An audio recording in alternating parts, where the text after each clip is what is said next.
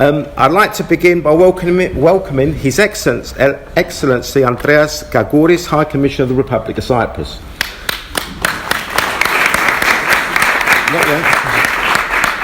His Holiness Mητροπολίτης of Κωνσταντίας and Αμμόχωστος Βασίλης, Mr. Andreas Kazemias, Mayor of Famagusta. I'd just like to add that they've both flown over from Cyprus for this event. My Lords, Ambassadors, Members of Parliament and distinguished guests, ladies and gentlemen, welcome to our discussion on Famagusta. It's a city that was a vibrant beat of Cyprus until it was occupied that fatal day, 14th of August 1974, by the Turkish army, causing immense suffering and loss of life to its inhabitants. It was known as the Paris of the Mediterranean. Such stars as Elizabeth Taylor, Richard Burton, Bridget Bardot used to holiday there. The film Exodus, starring Paul Newman, was also filmed there in 1960. It's the only city to have any UN resolutions passed specifically about it, 550 and 789. I'd also like to remind everyone that Famagusta is also a region that encompasses an area from Achna to Apostos Andreas. So you haven't come here to listen to me. I'd like to begin by introducing our first guest speaker, His Excellency Andreas Gagouris.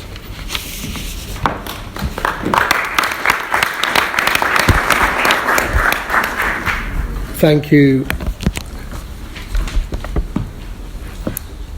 Chair of the APPG, Sir Roger Gale, Caroline Noakes, Chris Stevens, Your Grace Bishop Vasilios Konstandia, Your Grace Bishop Iagovos, Mr. Mavru, President of the Famagusta Association of Great Britain, fellow colleagues, ambassadors, representative of the Greek Embassy, friends of Cyprus, Famagustians, ladies and gentlemen, good evening, and thank you for giving me this opportunity to speak to you this evening. I'd like firstly to welcome His Grace Bishop Vasilios for coming all the way from Cyprus, and also, the Mayor of Famagusta too. Welcome to London. I wish you had brought the weather with you as well, but unfortunately, as we say, this is London. I bring greetings from the President of the Republic of Cyprus, Mr. Nikos Christodoulidis, who has asked me to represent him and the government at this event this evening, and it's an honour for me to do so. Let me begin by acknowledging the importance of tonight's event and to thank the Famagusta Association for year in, year out organising this event as part of the Federation. I think these events are vitally important, so we keep the issue not only of Famagusta, but the issue of the continuing division of the island of Cyprus on the radar screen in these hallowed halls here at Westminster, but in the United Kingdom as a whole, because we all recognise the importance of the UK in the efforts to find a solution of the Cyprus problem, as a guarantor power, as a pen holder at the United Nations, but also, I believe, as a friend of Cyprus. And as I said, the aim is to keep attention on what is still going on the island. You will hear others after me speaking in more detail about Famagusta, but I would just like to reiterate, if I may, 2-3 points. Firstly, we should not forget that there is still an occupation going on nearly a half century from those days in the summer of 1974. And it's easy to forget because you get swept up with other issues on the international arena. But I think Russia's invasion of the Ukraine, which Cyprus condemned immediately, puts our own situation into sharper focus as well. Might is right should not be allowed to prevail. International law is the framework with which the international community should work within. Secondly, we have seen, regrettably, the situation in the Middle East over the last couple of weeks and how that has escalated into a major crisis. We condemned, as the government, immediately the terrorist attacks by Hamas, recognising Israel's right to self-defence within international law and international humanitarian law. And I make that point because when there is instability and insecurity, we have issues such as that percolating and then exploding. Cyprus in the region, I would say, is a bastion of stability and security, even though it is under occupation. The relations that we have with countries in the region allows us to communicate with them, to play a role in trying to facilitate, where we can, assistance. And with the crisis that happened only a couple of weeks ago, we put into effect the program Estia, which is to help people that need to be evacuated from the region. I think to date, over 1,000 have found safe shores on the island of Cyprus. Tonight is not just about Famagusta. Famagusta, of course, is the focus. And as you correctly pointed out, there are UN Security Council resolutions that specifically refer to the situation in Famagusta. Those resolutions have been systematically violated. And only over the last couple of years, we have seen as well the efforts by the occupation forces and by the regime in the occupied area to start inhabiting parts of Famagusta, what I call creeping encroachment. 2% today, 3% tomorrow, 4% the day after, and before you know it, it's too late. And as I often say to colleagues here in the UK when they ask me, have we seen anything on the ground? My response has always been, if you see it on the ground, it is too late. That's why preventive measures are much more important at this stage as well, to make sure that Turkey gets the message that it cannot violate UN Security Council resolutions. We saw most recently as well in the area of Bila, where UN UNFICYP, UN forces, were attacked by Turkish personnel. That was immediately condemned by the United Nations, because an attack on one peacekeeper is an attack on peacekeeping as a whole. With the government's very, I would say, astute handling of the issue, it didn't escalate even further, and today we have an understanding on how to deal with the area of Bila for a residential and urban development for the benefit of both communities. I want to just end with Famagusta, because if Famagusta is allowed to become an issue where the territorial map of the area has been changed so much, then it is difficult to see how we can get a solution to the Cyprus problem. And as we all know, a solution to the Cyprus problem has a framework. It is that of a bizonal, bicommunal federation with a single sovereignty, single citizenship, and single international personality. There is one Cyprus, there is one people on the island of Cyprus, and that's the Cypriot people, whether he or she is Greek, Turkish, Maronite, Armenian, or Latin. And our aim is to get back to the negotiating table as soon as we can to find the solution that reunites the island, the people, the social fabric, where they can chart their future together in a reunited Cyprus without occupation troops and without the anachronistic system of guarantees.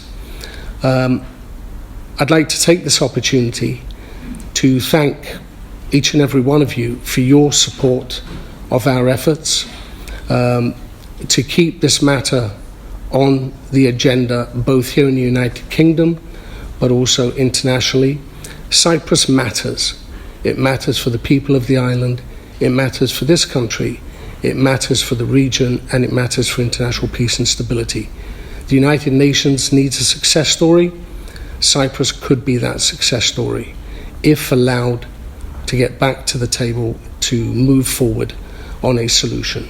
And the President's priority has been to try and get the United Nations to appoint an envoy that would discuss with all sides those common areas that would allow us to get back to the table to find a solution. The Turkish side has been promoting over the last years 2 states. There aren't 2 states on the island, there is only 1 state, and I would acknowledge the help and support and very clear position of the UK government, successive UK governments on this particular issue. Again, thank you, Vasilis, for inviting me this evening to represent the President. He sends his best wishes and wishes everybody an enjoyable evening, even though enjoyable is not the correct word to use on this occasion. But thank you again for coming.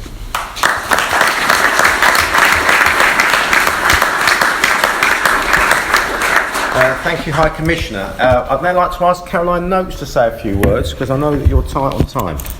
Thank you, Nick, and apologies that I have to rush off. I only wish to speak briefly, having just in the last 2 weeks returned from Cyprus, where I had the huge privilege of representing the all-party parliamentary group at the rally at Morphu, and the opportunity to go to Morphu, which reminded me of my first visit to Cyprus in 2016, I believe, when I got to see Famagusta and hear the story of the city for the first time.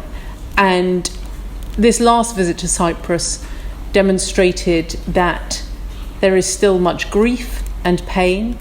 I went with a lady to see the house in which she had lived and listen to her story and the heartbreak of those who have lost so much, still waiting for a solution.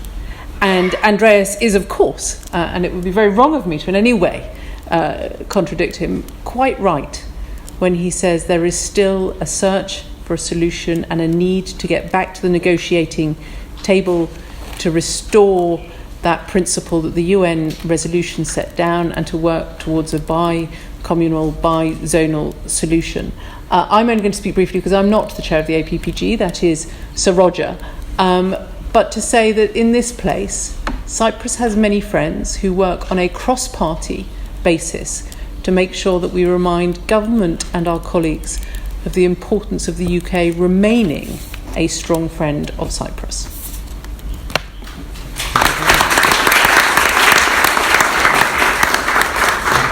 Thank you, Caroline, and don't forget you visited APPG. And just to highlight what you said there, I went to visit my wife's apartments in the staff, and I went to the toilet. In the cupboard was my uncle's clothes and all his shaving. And I said to her, why do you got these? Because they're there waiting for him when he returns. And he's been missing since 7:00. Anyway, I'd like to continue, and I'd like to invite our next speaker, the Mayor of Famagusta, Mr. Andreas Kazamias.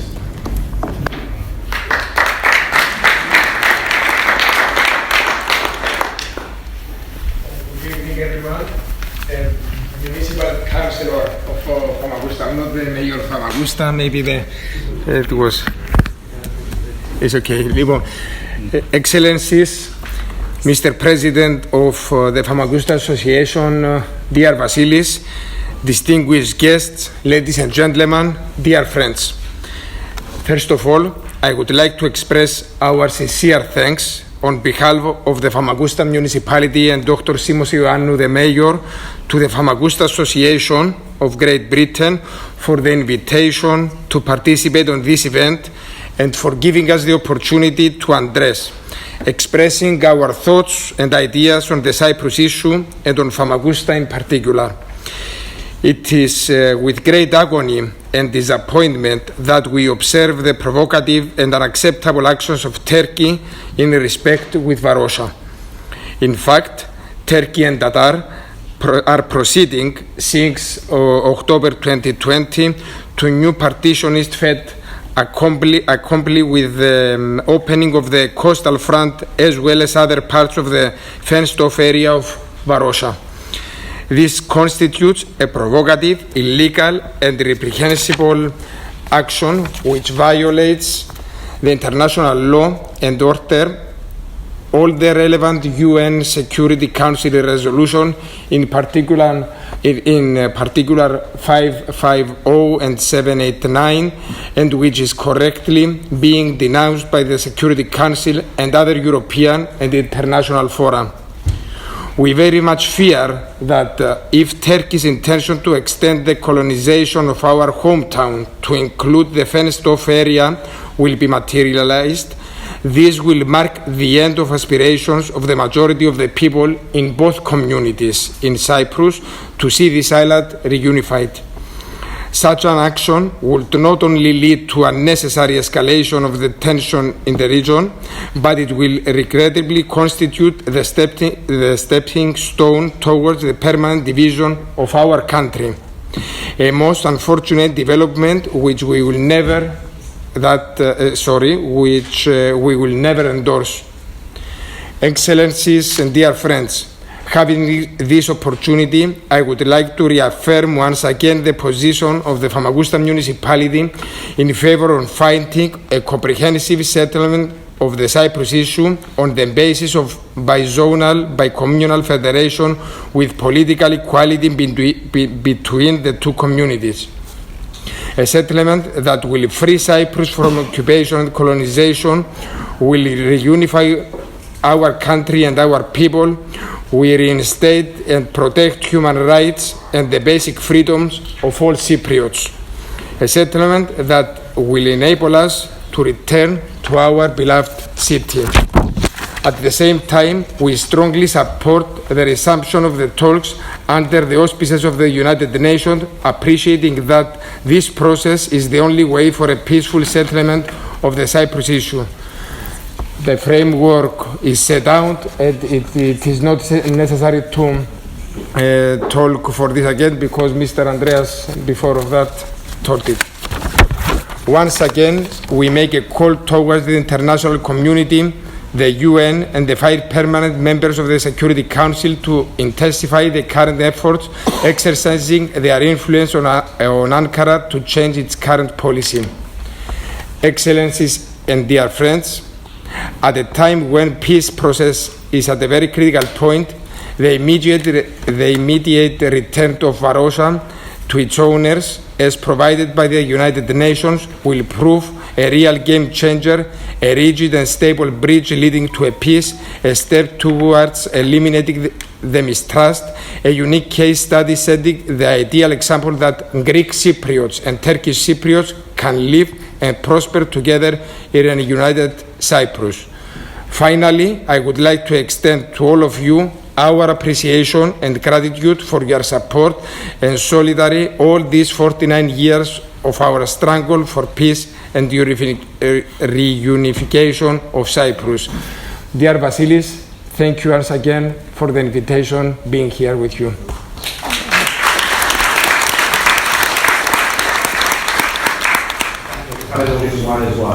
Anyway, our next speaker is my good friend Dr. Βασίλης Μαύρου, President of the Famagusta Association UK. Distinguished guests, Πανιερώτατε Μητροπολίτη Κωνσταντίας και Αμμόχωστου κύριε Βασίλειε, His Grace Βασίλειος of Κωνσταντίας and Αμμόχωστου, the Metropolitan and religious representative of the legitimate inhabitants of Famagusta city, who were forced to abandon their homes and land after the Turkish military invasion of 1974.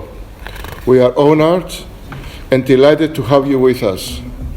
We welcome you at the center of political decision-making here in the British Parliament, and we sincerely appreciate your support. We are also welcome the Grace Bishop Iakovos of Klavdioupolis. His Excellency Andreas Kakouris, Cyprus High Commissioner in the UK, Sir Roger Gale, Member of Parliament, the President of the APPG for Cyprus, and we sincerely thank you for arranging this event for us, Roger. We welcome Andreas Kazamias from Famagusta Municipality, representing the Mayor of Famagusta.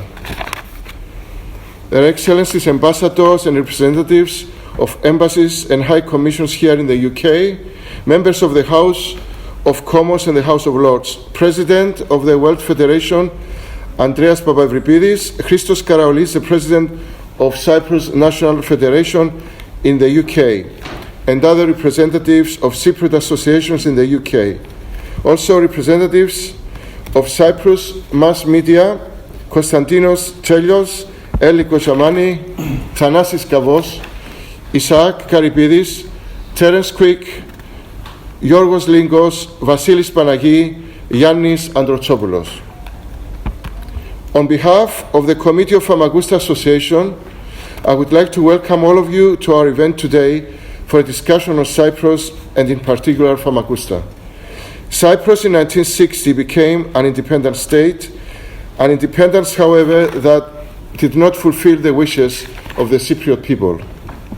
Cyprus became an independent sovereign state from the United Kingdom due to serious pressures resulting mainly from an armed struggle taken up by the Greek population of the island, who demanded independence and union with Greece, Enosis. However, a serious obstacle was in the way. This was Turkey's ambitions to partition Cyprus and take control of one half of the island. Although at the time there were just 15% of Turkish Cypriots living on the island, mainly remnants of the Ottoman Empire. The peaceful coexistence, cooperation, and unity of the people of Cyprus that existed was already damaged before the independence of the island due to the plans and aspirations of Turkey. Turkey introduced and directed Turkish nationalism in Cyprus, which aimed at using violence and bloodshed against those Greek and Turkish Cypriots that had encouraged unity and togetherness between the two communities. This was met with similar aggression and violence by Greek Cypriot nationalists who at the same time started the anti-colonial struggle with the aim of union with Greece. Unfortunately, the pre-independence intercommunal conflict assisted Turkey in demanding that they be included in Cyprus independence negotiations. Once this was achieved, Turkey received its own slice of the cake at the negotiating table. This was proven to be the most dangerous recipe for disaster in the island. The search for a solution resulted in a conditional independence, burdened with both internal and external limitations and restrictions. The internal limitations included the breaking of the principle of a unitary state and the creation of separate categories of citizenship for both Greeks and Turks. The constitution was undemocratic, unworkable, unjust, sectarian, and even racist. The intercommunal conflict, unfortunately, continued after the independence in a more vigorous way, with victims on both the Greek and Turkish Cypriot sides. The post-independence airstrikes in the 1960s and the illegal use of napalm bombs by Turkey was a clear signal of Turkey's total commitment in achieving its ultimate aims, namely the division of the island by military force. Turkey seized on an opportunity gifted by the shocking to the country coup d'etat organized by the Greek junta against President Makarios in 1974. Turkey invaded the Republic of Cyprus and its army seized nearly 40% of Cyprus territory, with the excuse that they were going to preserve peace and democracy in the country. Turkey brutally attacked the island by air and by sea, through a remorseless and ruthless bombardment with rockets, napalm, and other deadly bombs. Its army marched nearly unopposed, killing and injuring thousands of Cypriots. Some 200,000 refugees fled the violence and ran away to save their lives. Turkey still illegally occupies, up to this day, nearly 40% of the independent sovereign state of Cyprus territory. The Turkish decision to set up a self-proclaimed Turkish state of northern Cyprus and the draw of a barbed walled line of partition right through the capital city of Nicosia has had disastrous consequences for all Cypriots from both communities.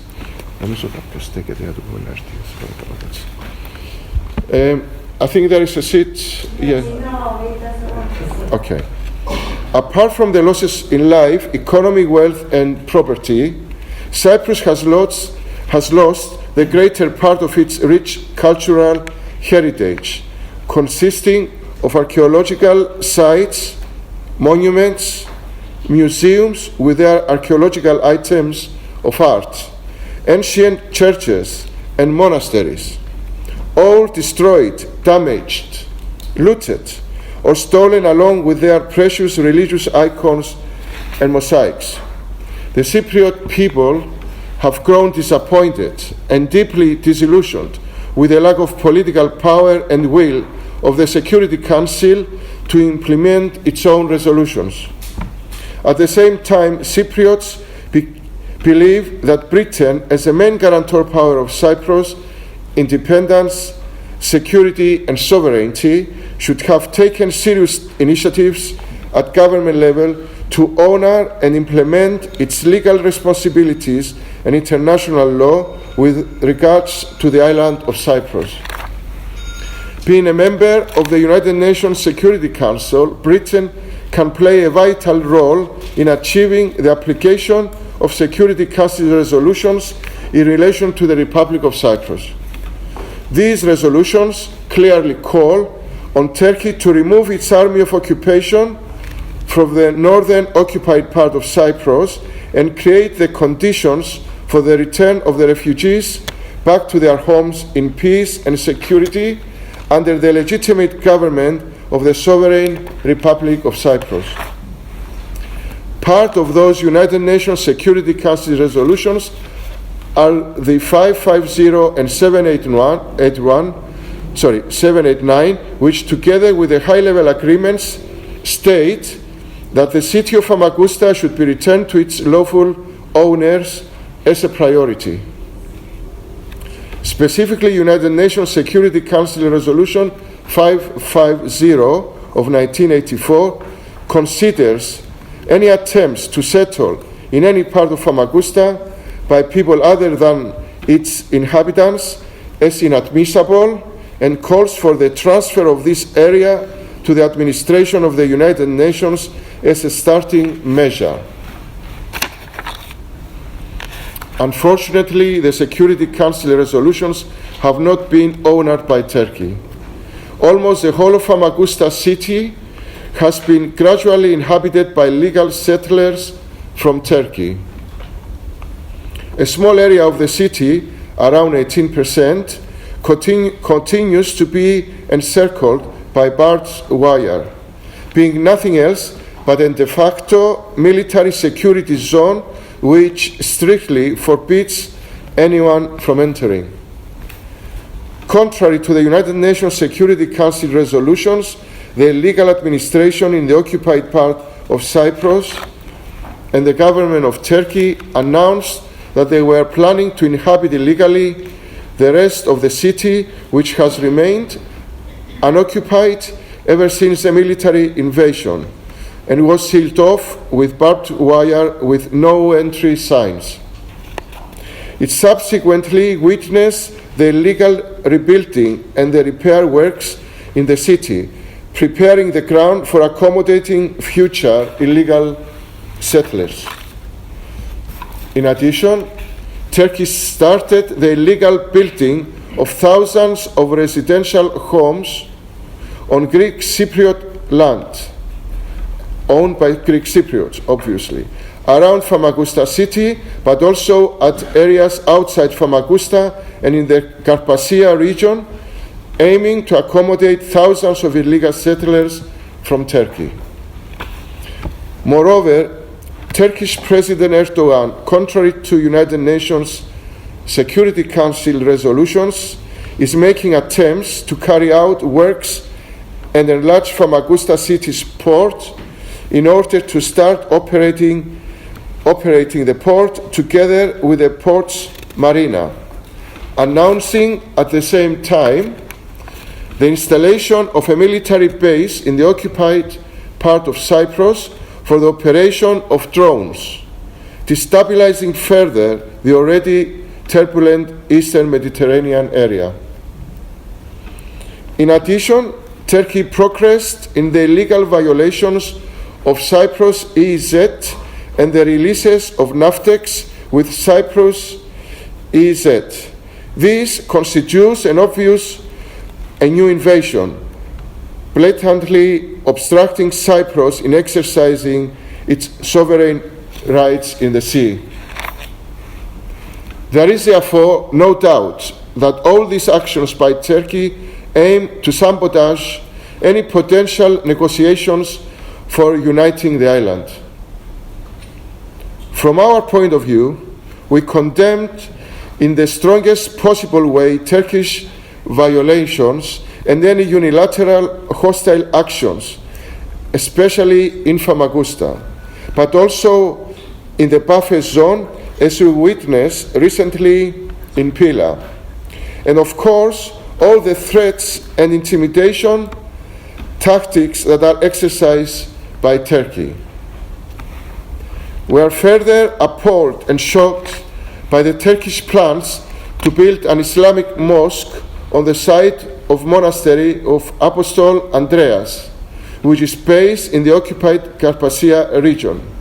And there is no doubt that this is part of Turkey's plans to Islamize the occupied part of Cyprus. This is also connected with the unprecedented ethnic cleansing that prevails in the occupied part of Cyprus, as well as the other violations and restrictions of basic human rights suffered by the enclaved Greek Cypriot population there.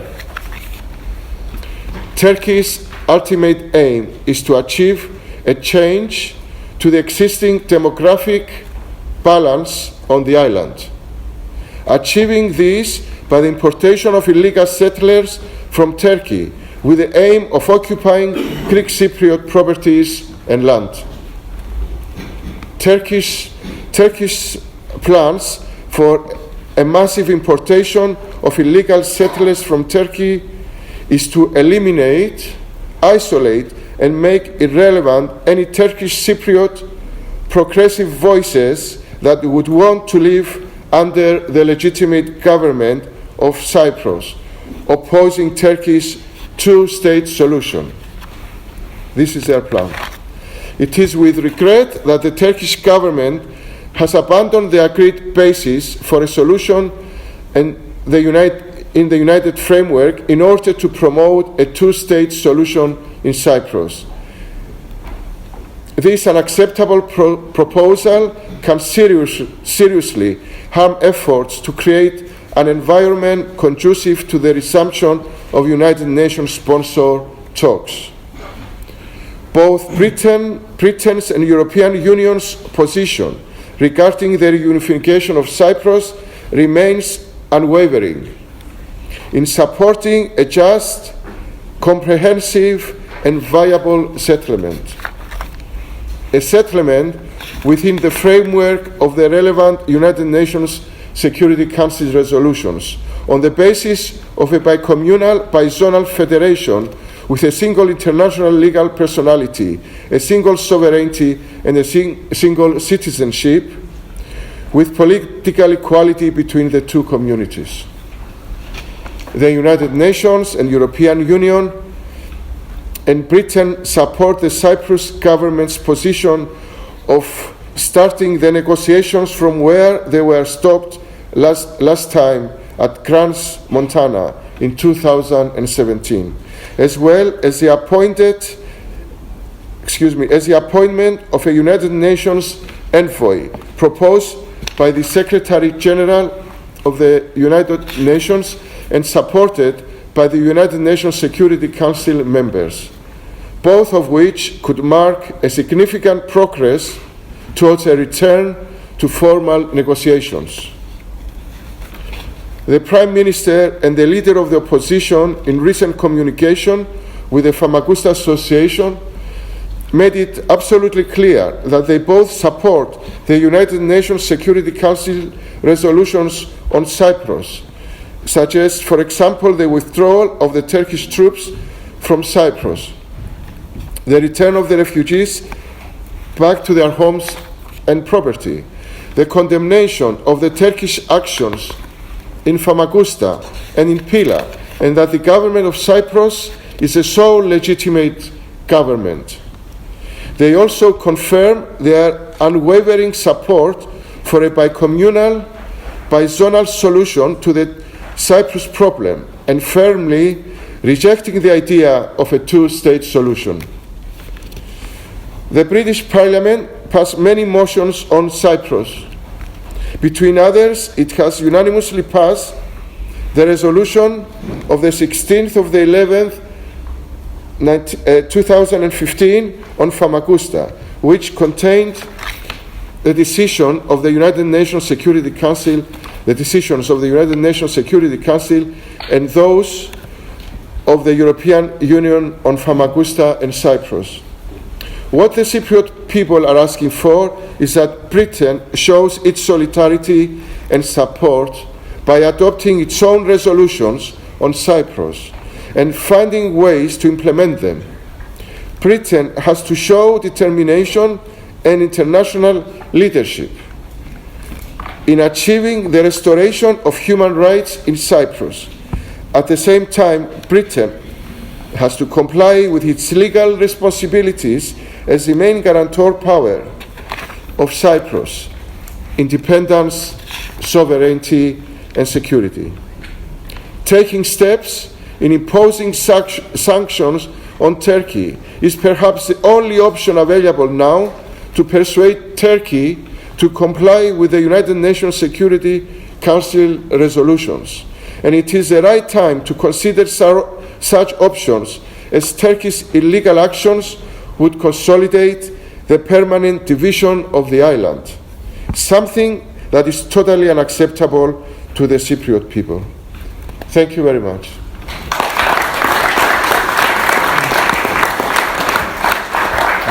Thank you, Vasily.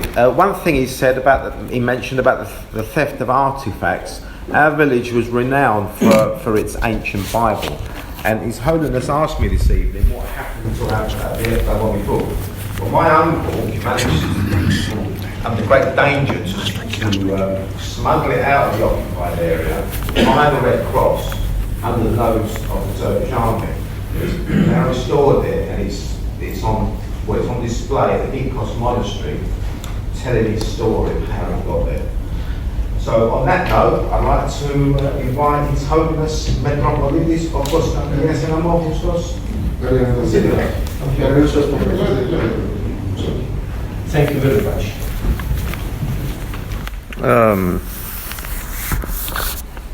Ladies and gentlemen, distinguished guests and organizers of this meeting, thank you very much for this invitation to me to come and take part to this important gathering. Allow me to continue the idea of His Excellency the High Commissioner about the Turkish invasion and the occupation of Cyprus.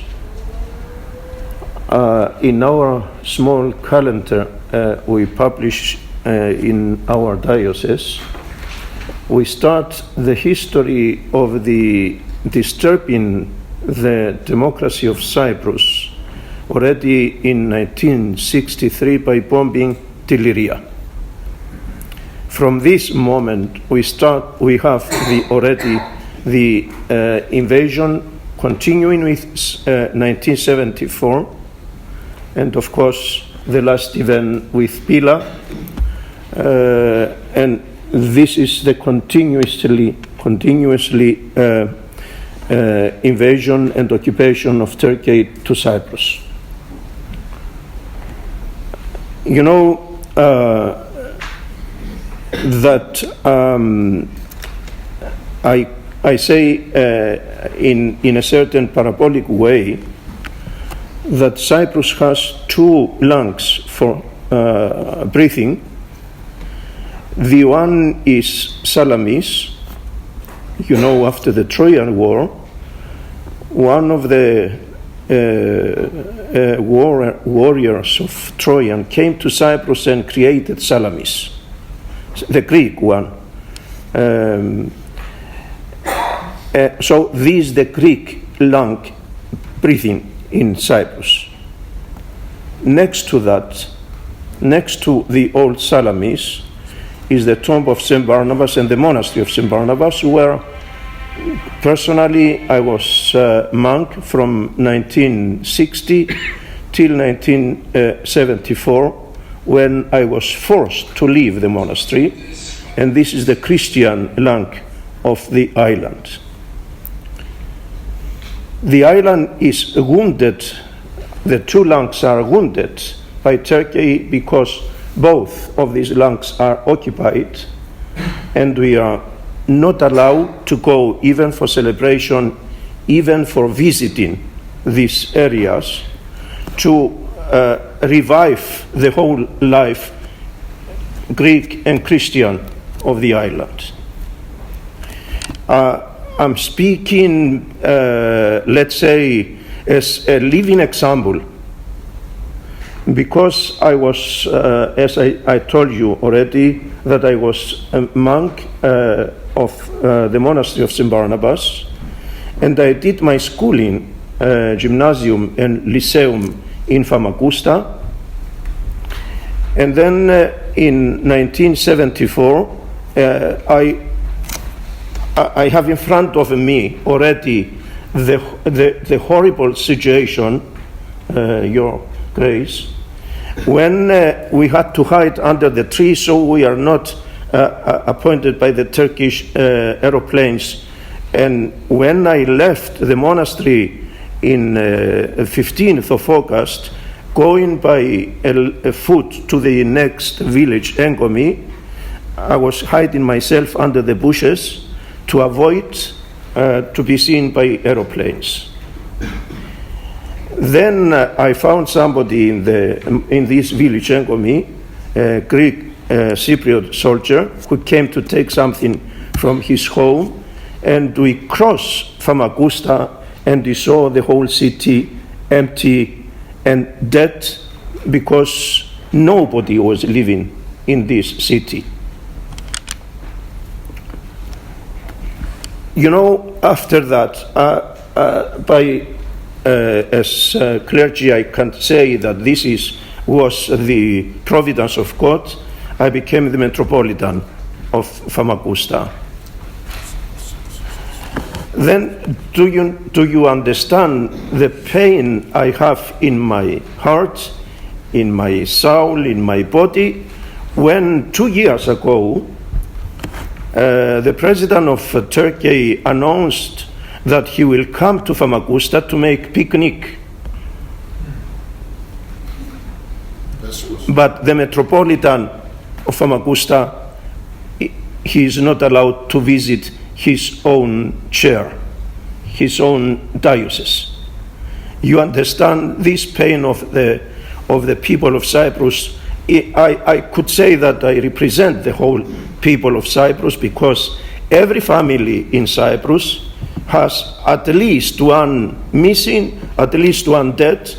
Personally, in my family, we have 5 people who were missing, and of course we found the bones in small boxes to bury them.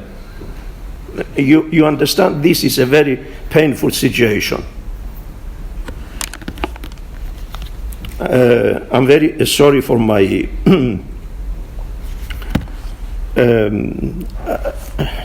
emotion. We don't stop, Mr. Mavru, we don't stop. I mean, it's not the first time we speak about Famagusta, because as a member, a delegate or member of the Church of Cyprus to the World Council of Churches, and even now the president of all Orthodox in the World Council of Churches, many times we raise the question of Cyprus. And even during the last Central Committee of the World Council of Churches, we raised the question of occupied areas. So I don't enter the politics now, High Commissioner. But we spoke about the territories occupied, Cyprus and Palestine. Because we have the Palestine people is innocent, is not included to the Hamas or to other organizations, okay? But they suffer also occupation of their land, like we suffer also in Cyprus. So thank you for the support of this case of Cyprus, and we need really to work together so that not only the Metropolitan is able to go and stay in Famagusta, even if they don't like, because this is historically the right way to do. You know, I mentioned Salamis, then Famagusta was developed later when Salamis, Constantia, this is the first part of my title, was the succeed city of Salamis, but destroyed by the Moavia, the Arab. This was the development of the Arab Muslim time, and Constantia was destroyed by them, and then it was the succeeding city Famagusta. And this Famagusta was a very famous city, and during the Frankish and Latin period of Cyprus, from the 11th century till the Ottomans came, and they pushed out the inhabitants, the Orthodox Christian inhabitants of the medieval Famagusta, and they created the new city actually known as Varosha. And you see that the saints they had celebrated in the medieval Famagusta, they built respective churches like Aghiazoni, St. George, St. Nicola, all these saints celebrated in the medieval Famagusta. Now, by moving outside the wall, they built the respective churches, and this is the reason in the Varosha city, St. Nicola, we have St. Nicola, the cathedral, the Latin cathedral. Then for the Orthodox in the new city, the St. Nicola was also the cathedral of the new city. So you see, this history is in us, and it's very painful to see all this, and to say to listen Mr. Erdogan to say that we come back to the Ottoman Empire and you have to stay under our administration. Sorry for saying that. Thank you very much. I stop here.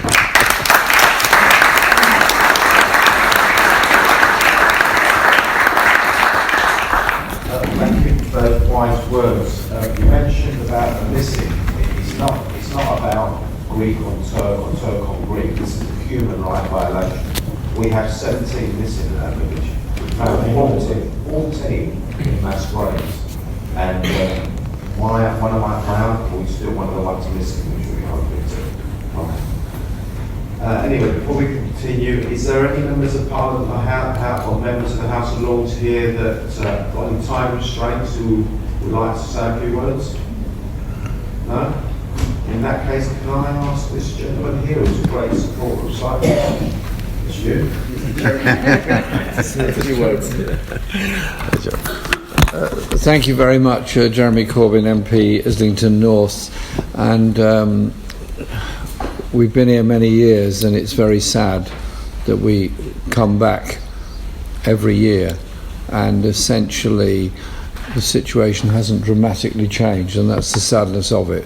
And I'll come on to that in a moment. But I first of all want to say a big thank you to Vasilis for organising tonight's event, but also his absolutely unquenchable thirst for justice for Famagusta and the work that he puts in to ensure that people are fully aware of the injustice of what's happened to the city and what's happened to the people in it within the wider context of what's happened in Cyprus since 1974. So thank you for all that you do on this and the way in which you make sure that the issue is never ever forgotten.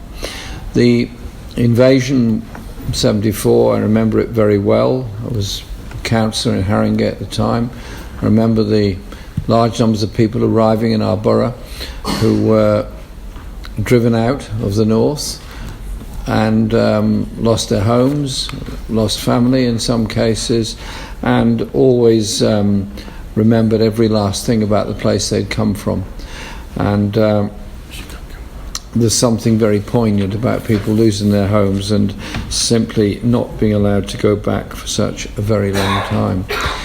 And the destruction of the history is another part of it. I've just been looking at this beautiful book, Culture Under Destruction, and the way the photographs have been taken and reproduced show beautiful buildings that have been destroyed, ancient wall paintings that are now almost indistinguishable, and many other things like that. But at the end of the book there's something that is interesting, and that is a picture which I think you're saying was probably taken in 2014, may have been later, and it is about a group of people praying in a church, and they're saying, the last line of it says, "We lit a candle, they pray devoutly for the reunification of Cyprus so that all the residents can enjoy religious freedom and their human rights." And that is a very important message, because the UN has recognised the injustice of what happened. The UN has called for the removal of Turkish forces from Cyprus on many occasions. The British Parliament has voted on this on many occasions, and at one level both parties support the removal of British troops and the reunification of Cyprus with respect for all groups within Cyprus and both languages, and that surely has to be our position. But it does require something slightly more assertive, because Turkey is a major ally of the United States, of Western Europe, but also has a role in the politics all over the Middle East. It plays a very significant role. Whatever you think about it, it is a very significant role. And I would have thought far more pressure could and should be applied to Turkey on this, because the relationship is a very close one. I don't believe Turkey is any longer seriously applying to join the European Union. I'm not sure they ever were that serious about joining the European Union, but that is not a factor. But the other factor is clearly the economic and military relationship with Turkey, and that is something we have to push on very, very hard. And since the world is now engulfed in a number of wars, the war in Ukraine, obviously, and the horrors of what is now happening in Gaza at the present time, which is just beyond belief, the numbers of people that have died, both those that were killed in the Negev desert in Israel, but now more than 6,000 people have been killed in Gaza. So the world is concentrating on all of that. The last thing any of us want is any kind of fighting or war in Cyprus. The last thing any of us want to see is more people killed anywhere. That means peace. Peace can only be brought about by a recognition of the injustice in the first place. And the injustice was the invasion in 1974, and as Vasilis quite correctly analysed and pointed out, the deficiencies in the independence arrangements in 1974 as well, and that is a contributory factor. 64, sorry. 60, then, I beg your pardon, I'm getting my dates from 1960, when the original independence happened, and Britain was, of course, a guarantor of that independence. So Britain has a very special role to play in that, and so I hope that from tonight we will do as much as we can to try and force the British government, and whatever the government is after the next election, to be serious about ending the occupation of Cyprus, bringing about the reunification with respect for all communities, bringing about the right of return to people to their homes, and respect for the religious artefacts.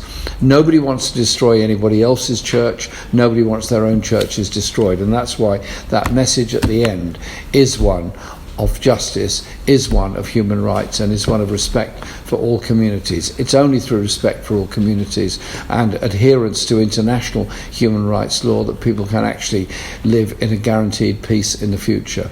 I know the pain that you've all been through, those of you that have been able to visit Famagusta or at least part of it, and the horror story of the militarisation of part of that city, which we are also endeavouring to raise at the Parliamentary Assembly of the Council of Europe as well, which I'm a member of, and we've discussed with Vasilis the best ways of raising it there, and that is what we're doing. But I want to say thank you to everyone for being here today, and thank you for your steadfast determination to see justice for all of the people of Cyprus. Thank you very much.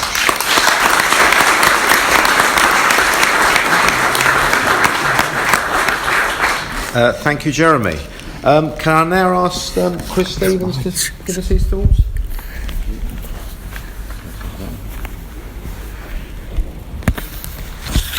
I don't leave it in my notes. That's Oh, sorry. Okay, good evening, everybody. Distinguished guests and His Holiness. I would like to, it's a pleasure being here. I see there was a comparison between Famagusta and Paris. That was slightly disappointing because obviously I prefer the comparison that Cyprus is Scotland with better weather, because Cyprus has these vast natural resources, it has an outward-looking and friendly people, and it welcomes. It's always welcoming to people, so I do prefer that comparison. Can I say also, being here will no doubt get me yet another letter from the Turkish Embassy, and I have a vast collection of letters from the Turkish Embassy every time I try and intervene on Cypriot matters or Kurdish matters, so no doubt I'm looking forward to receiving that in the next few days. Can I really thank His Holiness's contribution? I think very emotional contribution. You made me emotional, you nearly made me cry, but I think that but I do thank you for putting in very clear terms the fact that people are missing, and I agree it is a human rights violation. My heart weeps for all those involved in that.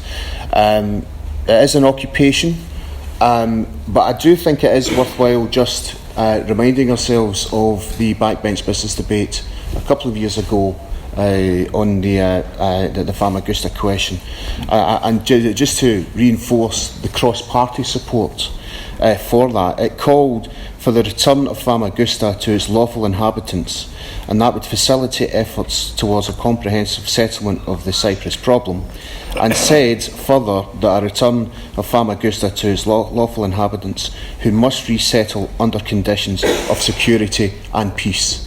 That is a cross-party position, and the Scottish National Party unwaveringly support that position.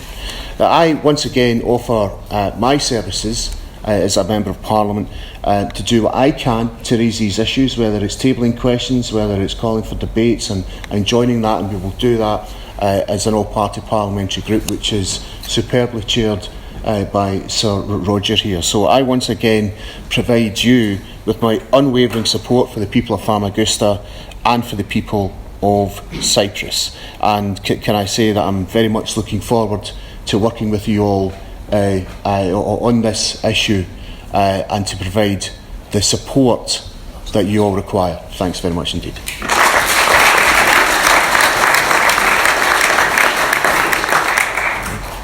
Thank you, Chris. Before I hand it over to my that would like to say a few words? Right, in that case, I'd like to introduce someone who really needs no introduction. Sir Roger Gow, President of the APPG, but more importantly, a great friend of ours.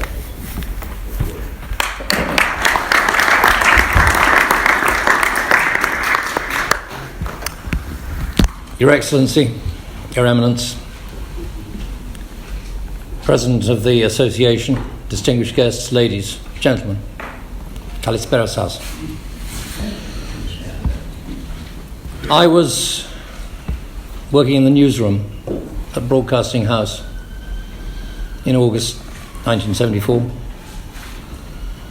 when the first news of the Turkish invasion of your island came through. Those of you of a certain age, like me, will remember that the armed forces moved in from the north and then stopped and waited to see what the reaction of Harold Wilson's government would be, because we had, of course, sovereign bases on the island, and there was an expectation, wasn't there, that somebody would do something. When those armed forces realised that nothing was going to happen, they moved again. And as a result, an extra slice of the island, including Famagusta, was lost behind the Green Line for the ensuing years. When I came into this place, I went to Cyprus and I went through the Green Line with the British High Commissioner. At that time, I don't know if we still have it, we had an office in Famagusta. And the British High Commissioner, obviously under his auspices, and with no recognition and no stamping of passports, took us through. So I was able to see Varosha, as well as Famagusta. I was able to see the dereliction then, and that's 49 years ago. And since then, of course, Varosha itself has become more derelict.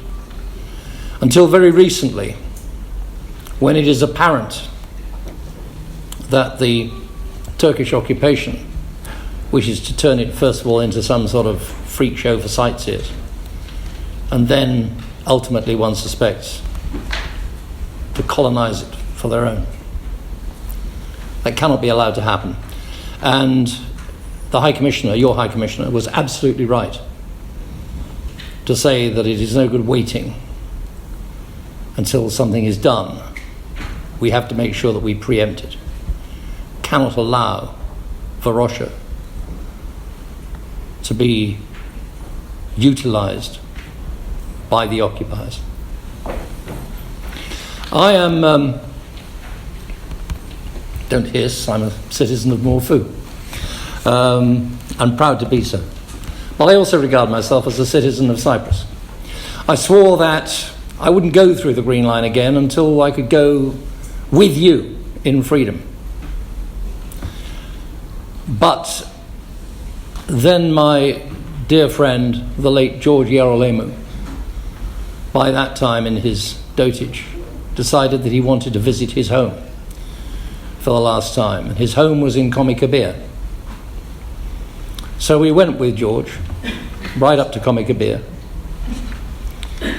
and we saw his house, a house that he had been born in and brought up in. And it was occupied by a Turkish lady, a Turkish Cypriot lady, who actually had known George when they were both kids together, and she was living in his house.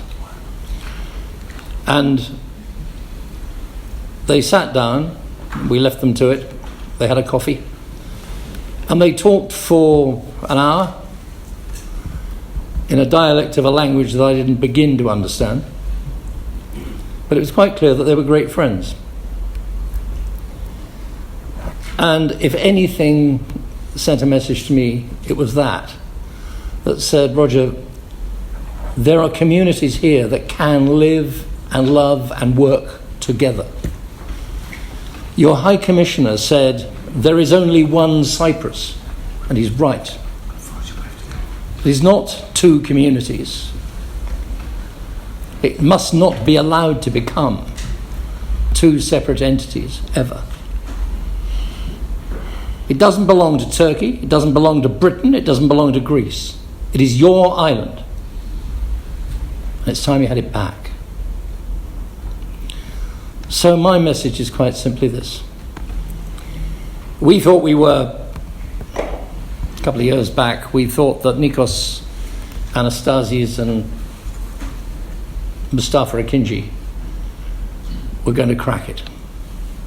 And I believe that had it been left to those two men of goodwill, we would have had a resolution. But Akinci went off to Ankara and came back, and the rest, as I say, is history. But we can't allow it to stop there. We have to rekindle the talks. We have to get people back, whether it's to Crans-Montana or another location, but under the auspices of the United Nations. We have to get people talking again, because that's the only way this problem is going to be solved.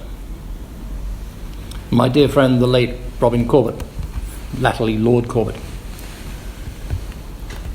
used to say, we want the day to come when we can talk about Cyprus without in the same breath having to use the word problem.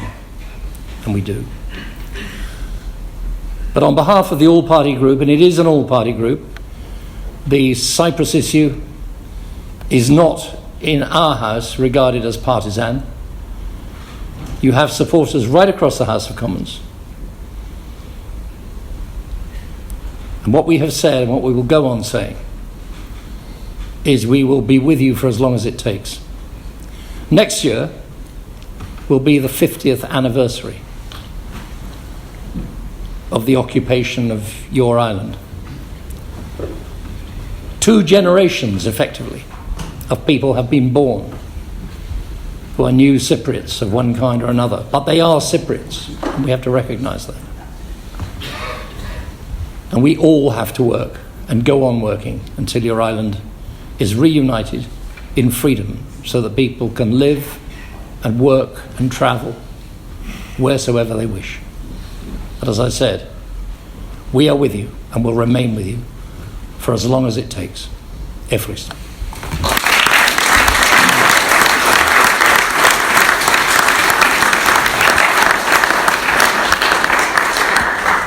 Thank you, Sir Roger. Thank you for all your support. Now we're coming close to the end. At the beginning, I mentioned the film Exodus, that starring Paul Newman, was filmed in Famagusta. There's a scene where he's holding a baby. That baby happens to be a cousin of mine. She's still alive and she lives in Paralympic, but she was born in Famagusta. She'd like to be buried in Famagusta. So we need a solution, and we need it now. Can I leave everyone with this thought as well? What's happening in Ukraine? Why can't we have the same justice for Cyprus? And lastly, we're going to have a function in the CPA room. Everyone's invited. The CPA room is outside, down the stairs, to your right, up the other stairs, and I believe it's to the left. All right, so you're all welcome. Thank you very much for coming, and thank you for all our guest speakers this evening.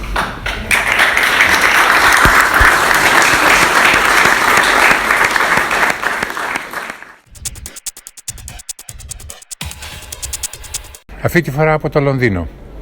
Μένα είναι πολύ σημαντικό για την Κυπριακή Παροικία, αλλά και για την Κύπρο γενικότερα πρόεδρο των Αμμοχωστιανών της Μεγάλης Βρετανίας, τον Ηνωμένο Βασιλείο, τον κύριο Βασίλη Μαύρου. Κάνετε μια πολύ σημαντική εκδήλωση, πιστεύοντας ότι θα πετύχετε τι, κύριε Πρόεδρε? Βρισκόμαστε στο κέντρο των πολιτικών αποφάσεων εδώ στη Μεγάλη Βρετανία, στο Βρετανικό Κοινοβούλιο. Έχουμε προσκαλέσει σε αυτή την εκδήλωση βουλευτές, λόρδους, πρέσβεις από ξένες χώρες οι οποίοι έχουν τη βάση τους εδώ στη Μεγάλη Βρετανία.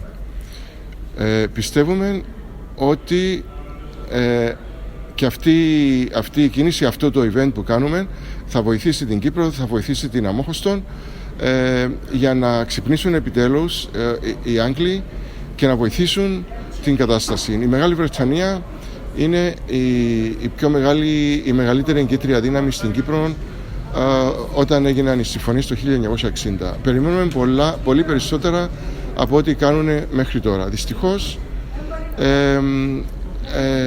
φαίνεται ότι έχουν αρκεστεί στα ψηφίσματα, στα καλά τα λόγια και δεν κάνουν οποιασδήποτε κινήσεις σχετικά με το θέμα μας, με το θέμα της Κύπρου και ειδικά με το θέμα της Αμμοχώστου.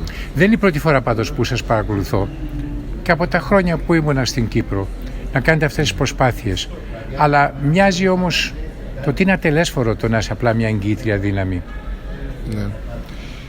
Δυστυχώς έχετε απόλυτο δίκιο, όμως εμείς επιμένουμε και έχουμε βουλευτές οι οποίοι εδώ, τους οποίους μπορούμε να μιλήσουμε, μπορούμε να περάσουμε ψηφίσματα για την Αμμόχωστο, για την Κύπρο και τα έχουμε περάσει και έτσι επιμένουμε στο σκοπό μας, ποιος είναι ο σκοπός μας, να πάνε πίσω οι πρόσφυγες στα σπίτια και τις περιουσίες τους, να φύγουν τα τουρκικά στρατεύματα από την Κύπρο. Ναι, αλλά Πρόεδρε, βλέπετε ότι μήνα με το μήνα, χρόνο με το χρόνο, ο Ερντογάν πατάει ακόμα περισσότερο το πόδι του στο βαρόσι, στην Αμμόχωστο. Ακριβώς. Πατάμε όμως και δεν μπορούμε να κάνουμε και τίποτα σαν Κύπρο. Εμείς πατούμε το πόδι μας, διότι δεν ανεχόμαστε τίποτε από όλα αυτά που θέλει ο Ερντογάν. Δεν ανεχόμαστε τα δύο κράτη, δεν ανεχόμαστε τα προβλήματα που δημιουργά είτε στην Αμμόχωστο ή ακόμη χειρότερα ανθρωπιστικά δικαιώματα τα οποία έχουν οι πρόσφυγες ή αυτοί οι οποίοι έχουν μείνει στην τουρκοκρατούμενη πλευρά της Κύπρου μας. Βλέπουμε στην Καρπασία ότι επικρατεί το ethnic cleansing.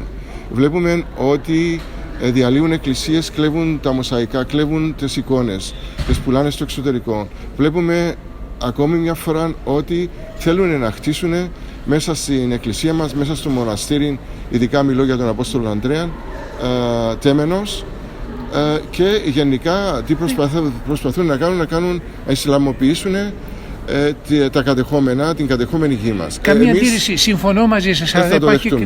Ωραία, το να μην το δεχθούμε στα λόγια δεν λέει τίποτα. Ναι. Εδώ έχουμε μια Ευρωπαϊκή Ένωση η οποία δεν στηρίζει και την πρωτοβουλία που παραλαμβάνει ο Χριστοδουλίδης ο Νίκος να στείλουν μια προσωπικότητα για να παίρνει μέρος στις διαπραγματεύσεις. Ναι. Όταν θα ξεκινήσουν, ένας ΟΗΕ ο οποίος 49 χρόνια δεν έχει κάνει τίποτα, Πρόεδρε. Πού πάμε, πραγματικά δηλαδή, να το πω στα ίσα. Μήπως αρχίζουμε να συμφιλιωνόμαστε με την ιδέα ότι δεν πρόκειται να βρεθεί ποτέ λύση? Όχι ποτέ, μα ποτέ. Εμείς ποτέ δεν θα το κάνουμε αυτό, κύριε Τσέρενς, ποτέ μας.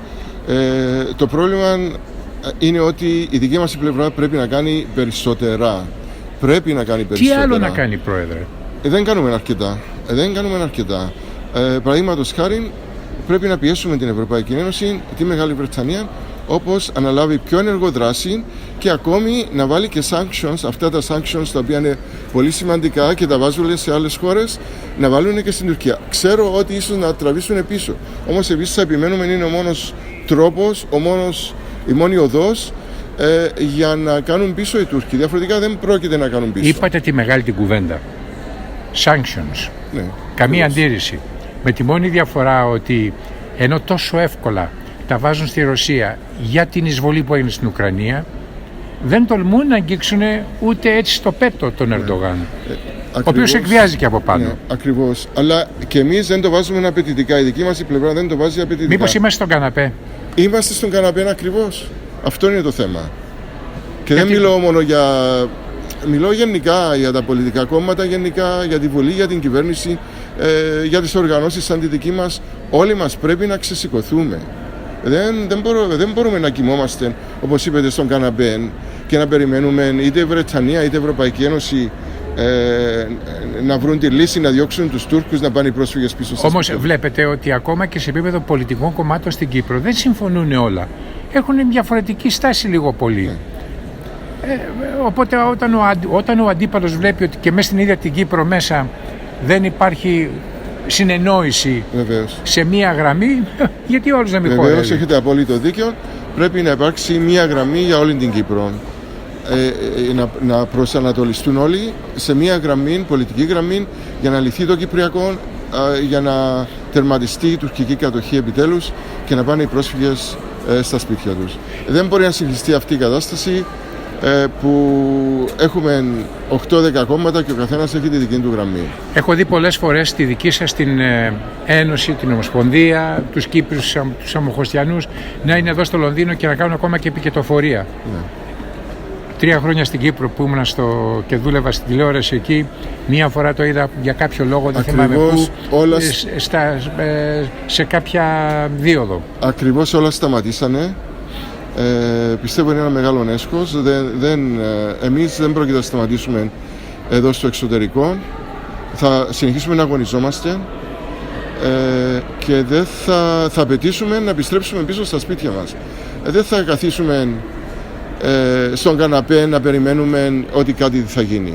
Πρέπει να ξεσηκωθούμε και ναι, θα κάνουμε και διαδηλώσεις, θα κάνουμε και επικοινωνίες εκεί που πρέπει και πρέπει να το γνωρίζουν, πρέπει να δείξουμε εμείς με τον τρόπο το δικό μας ότι δεν θα σταθούμε, να περιμένουμε. Πρόεδρε, αυτά είναι όμως wishful thinking, είναι λόγια με μια ελπίδα.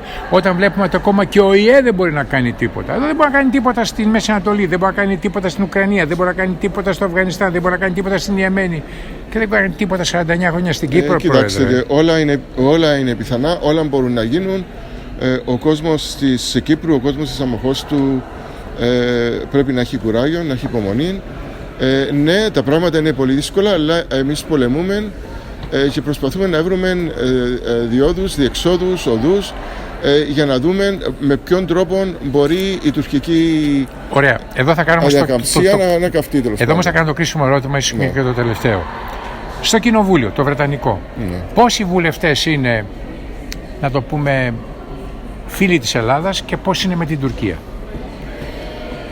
Είναι ένα πολύ καλό ερώτημα, το οποίο χρειάζεται απάντηση. Ναι, έχετε απόλυτο δίκιο πάλι, και πρέπει να πω ότι η δική μας η πλευρά δεν έχει αναλάβει δράση, την απαιτούμενη δράση, να συντονιστεί με την παροικία, με τις παροικίες, για να κάνουν τη δουλειά που πρέπει με τους βουλευτές και με τις κυβερνήσεις, όχι μόνο στη Μεγάλη Βρετανία. Και όταν λέω ελληνική πλευρά εννοώ την Ελλαδίτικη, γιατί θεωρώ ότι είμαστε μία ομάδα όλες και οι δύο χώρες, έτσι. Βεβαίως, βλέπουμε ότι η τουρκική πλευρά είναι πιο δυνατή. Όχι μόνο είναι πολύ πιο δυνατή, το χρήμα. Βάζουν περισσότερα λεφτά, χρηματοδότηση, δημιουργούν οργανισμούς, ιδρύουν οργανισμούς, συνδέσμους. Επίσης έχουν και targets. Ποια είναι τα targets τους? Τα targets τους είναι να κάνουν βουλευτές, Turkish speaking, ανθρώπους που μιλούν τουρκικά, και δημοτικούς συμβούλους.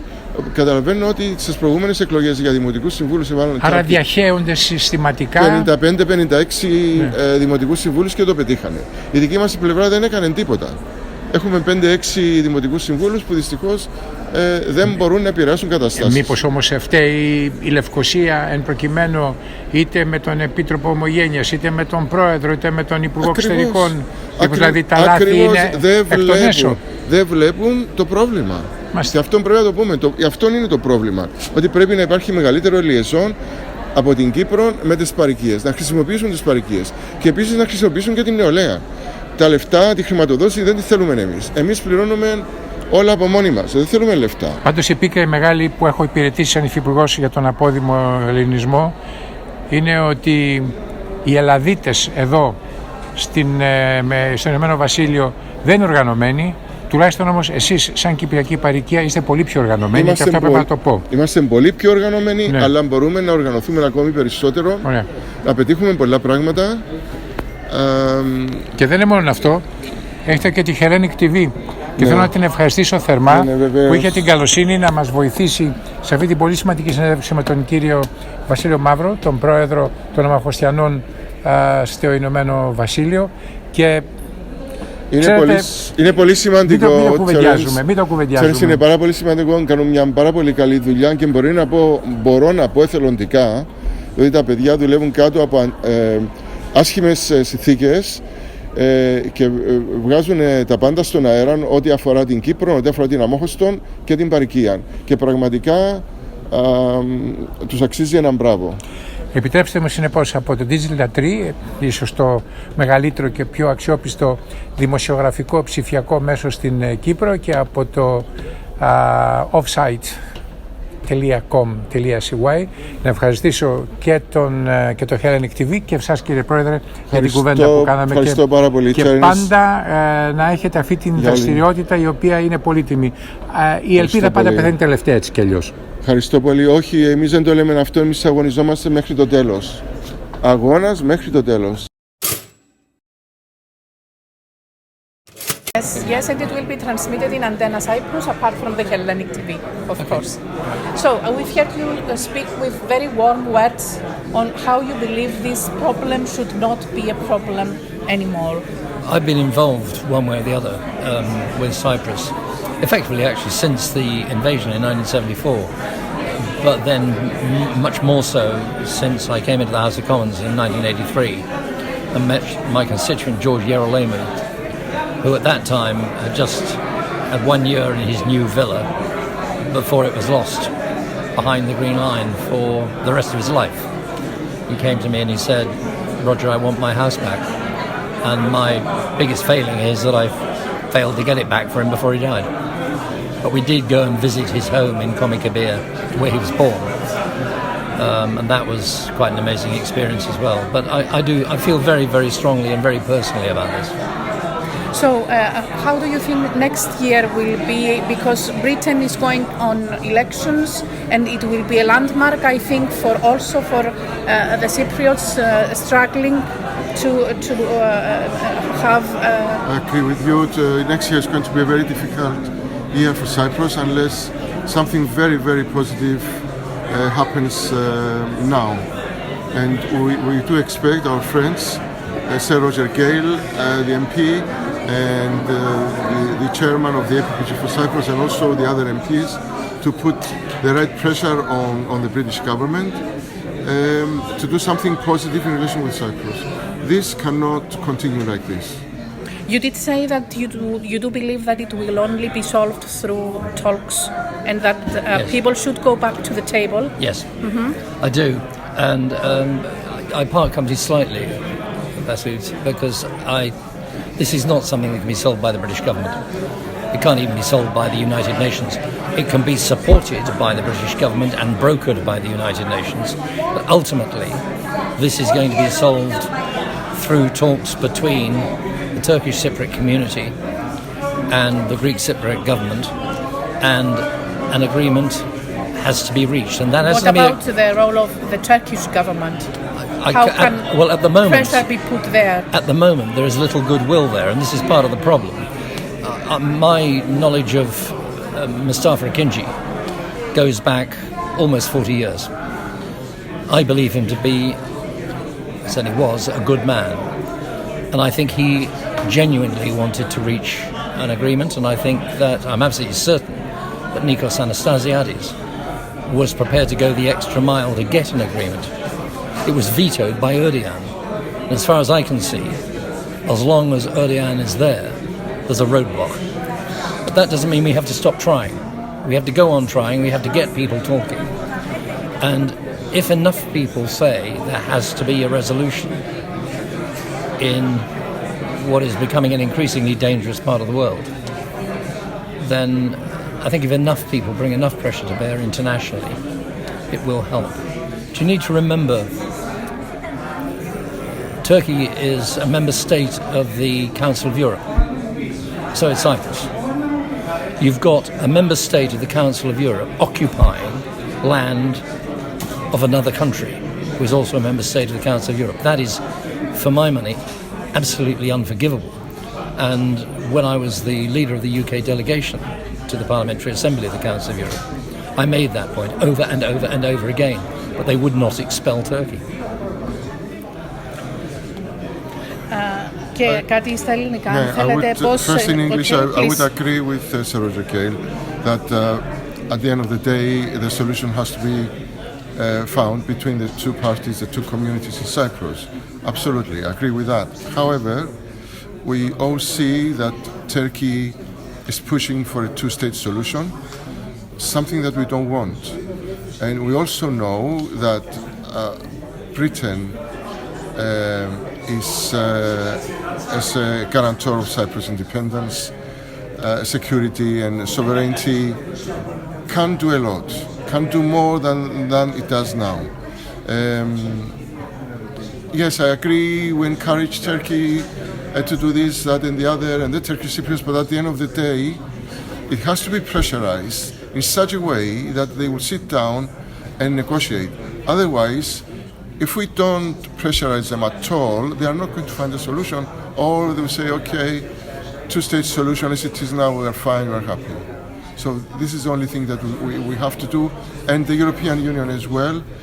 As we said, we are members of the European Union, Cyprus is a member of the European Union, and this is not on for the European Union to stand and wait for a miracle to happen. They have also to put the right pressure on Turkey, and the right pressure is not to say, please sit down and negotiate, because they are not going to do that. And as I said, in my opinion, sanctions is the best solution. If we start with somewhere, then we can go somewhere. Otherwise, I don't see any way forward. Okay, thank you very much. Θα ήθελα να ρωτήσω ένα τελευταίο. Πώς εκδηλώσεις όπως η απόψινή κρατούν ζωντανή την συζήτηση περί Κυπριακού στο Βρετανικό Κοινοβούλιο? Είναι πάρα πολύ σημαντικές αυτές οι εκδηλώσεις, διότι νέοι βουλευτές ξεχάνουν εύκολα. Υπάρχουν καινούργιοι βουλευτές οι οποίοι έρχονται και θέλουν να μάθουν για την Κύπρο, δεν γνωρίζουν τίποτε, πρέπει να τους διαφωτίσουμε.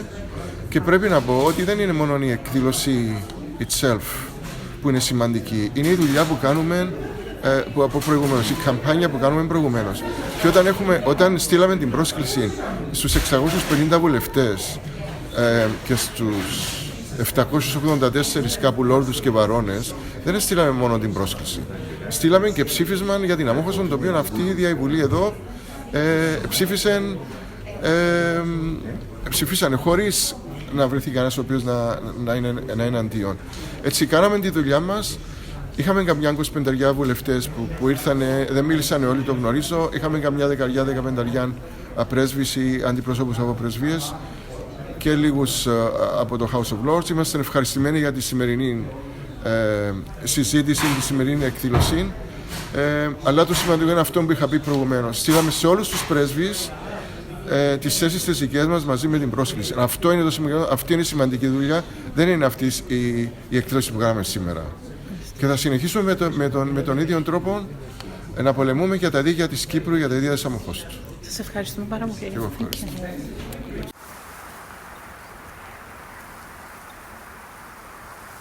Από την συνάντηση αυτή είχατε μία συνάντηση στο Foreign Office. Ποια μηνύματα δώσατε και ποια μηνύματα λάβατε κυρίως? Δώσαμε το μήνυμα ότι δεν μπορεί η κατάσταση στα κατεχόμενα να συνεχίζεται. Οι Τούρκοι να κρατούν σχεδόν το 40% της Κύπρου, να έχουμε πρόσφυγες, να μην μπορούν να επιστρέψουν στα σπίτια τους και από πάνω να έχουμε τους Τούρκους να καταστρέφουν τις εκκλησίες μας, τα μνημεία μας, να κλέβουν τις εικόνες μας, τα μοσαϊκά μας και να διώχνουν και τους Έλληνες από την τουρκοκρατούμενη αυτή περιοχή, το λεγόμενο ethnic cleansing. Το θέσαμε ξεκάθαρα στον David Barros, ο οποίος είναι ο υπεύθυνος αυτής της επιτροπής, και είπε ότι θα κοιτάξει το θέμα και ανάλαβε να κάνει κάτι για αυτό το θέμα. Ο Μητροπολίτης, ο Πανιερώτατος, είναι πάρα πολύ θυμωμένος με την κατάσταση αυτή που συμβαίνει στα κατεχόμενα, με τις εκκλησίες, τις οποίες τις κάνανε δυστυχώς χώρους εμπορίου, χώρους για τα ζώα, και αυτό δεν μπορεί να συνεχιστεί.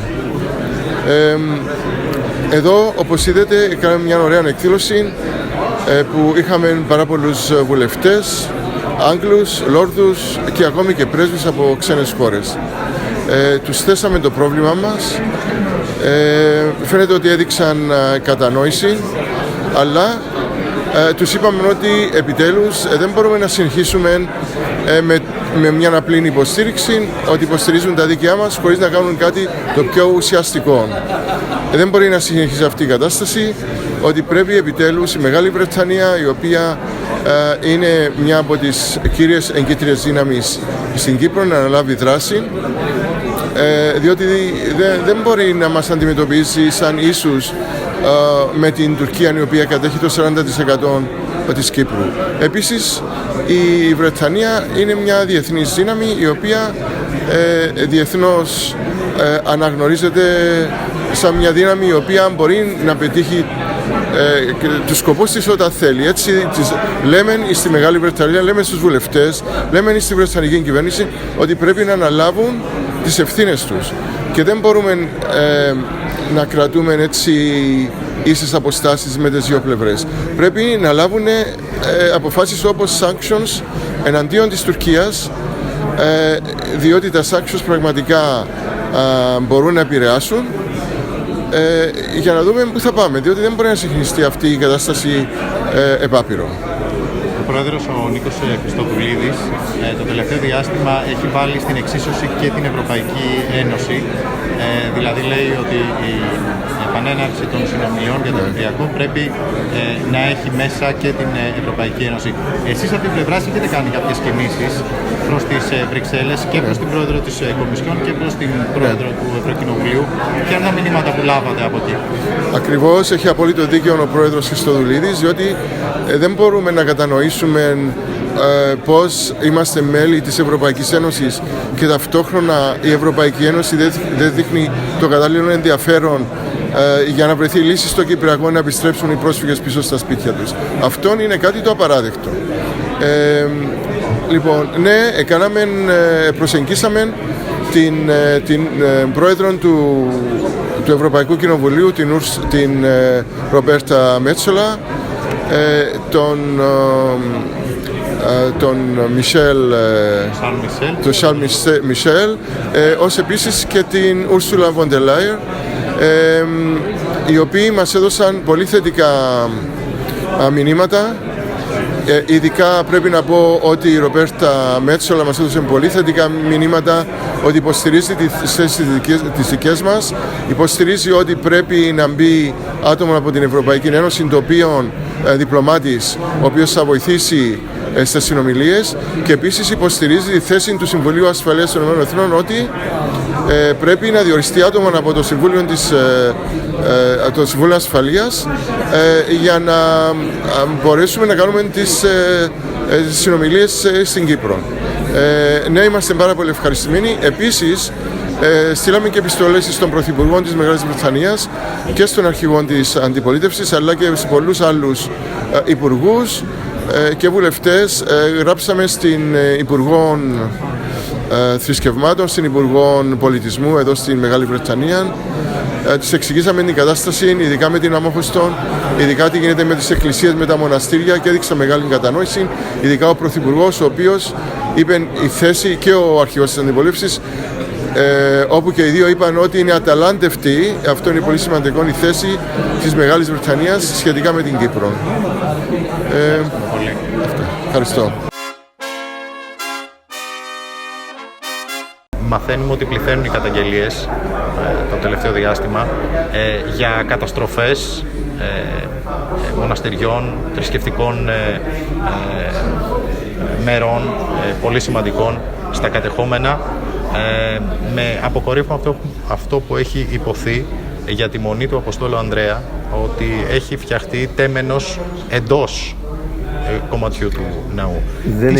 Δεν έχει φτιαχτεί, ήταν πρόθεση των Τουρκοκυπρίων να φτιάξουν τέμενος, αλλά υπήρχαν αντιδράσεις και στο εσωτερικό και στο εξωτερικό, και για την ώρα το άφησαν να κοιμηθεί οι Τουρκοκύπροι, αλλά ο ονομαζόμενος δήμαρχος της περιοχής λέει εγώ θα το κάνω το τέμενος.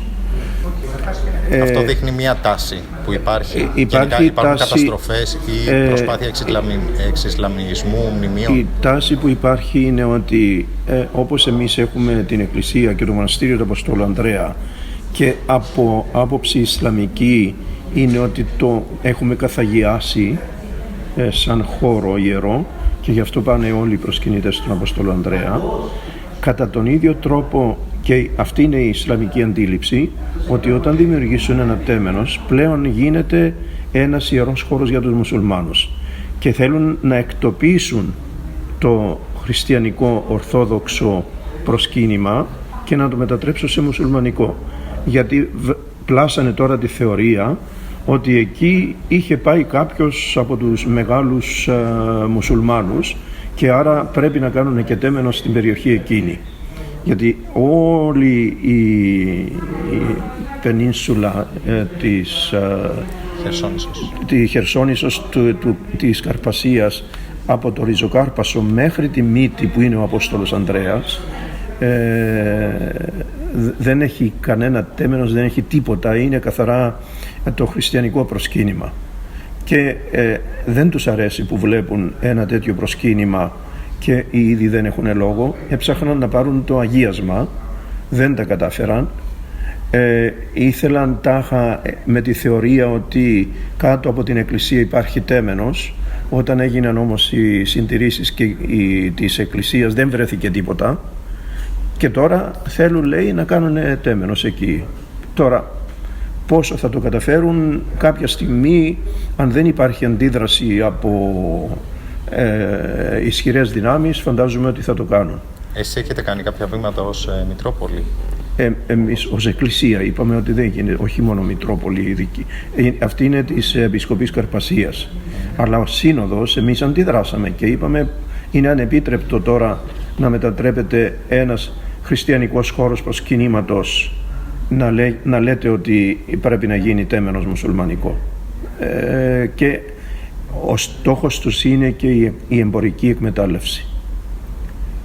Γιατί πηγαίνει πάρα πολλοί κόσμος, χριστιανοί Ορθόδοξοι ή ακόμα και ξένοι Ορθόδοξοι που έχουμε στην περιοχή, από την περιοχή Τρικόμου, εκεί στην περιοχή, δεν ξέρω αν έχετε κατά νου, σε αυτή την περιοχή υπάρχουν 50.000 Ρώσοι και όλοι αυτοί πηγαίνουν σε προσκυνήματα δικά μας και αυτό θέλουν να το εκμεταλλευτούν και οικονομικά.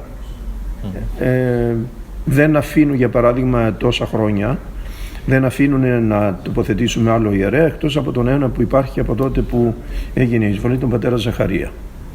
Αυτή είναι η κατάσταση. Δεν λέω ότι κατέστρεψαν εκεί, αλλά ό,τι κάνει ο ιερέας εκεί είναι υπό έλεγχο.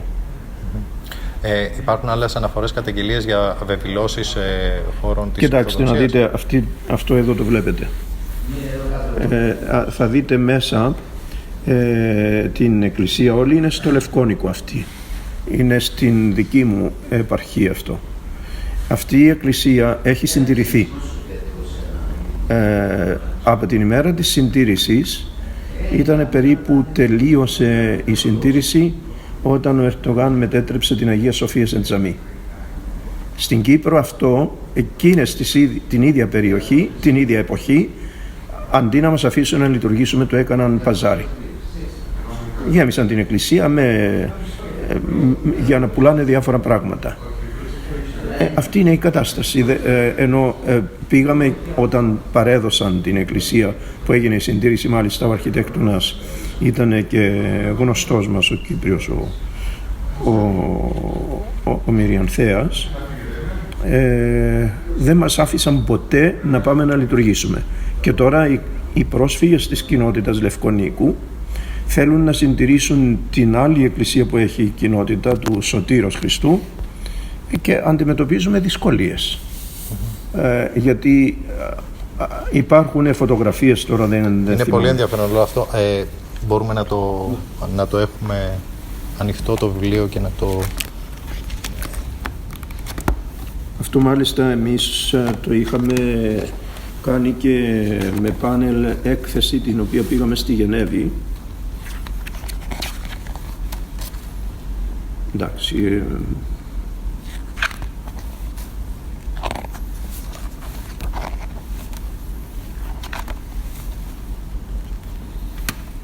ναι, από εδώ που αρχίζουν οι εκκλησίες, ο Άγιος Προκόπιος στη Σύγκραση,